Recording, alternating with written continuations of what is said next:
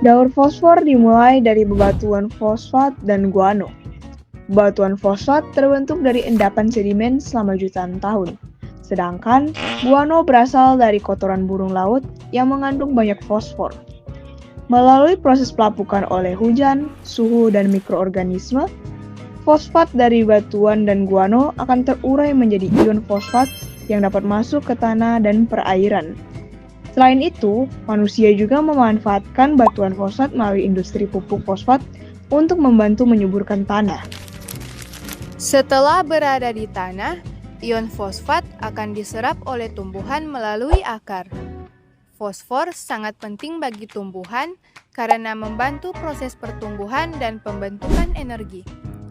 Fosfor dapat berasal dari bahan organik seperti sisa makhluk hidup dan bahan anorganik seperti mineral di dalam tanah.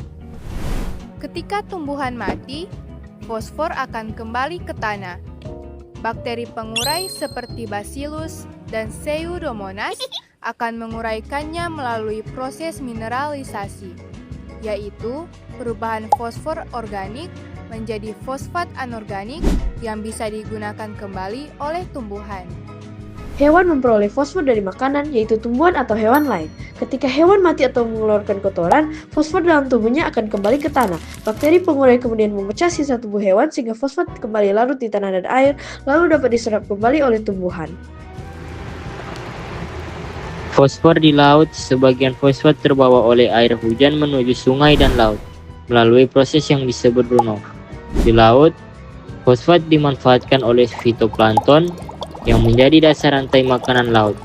Fitoplankton dimakan oleh zooplankton, kemudian dimakan oleh ikan dan organisme laut lainnya.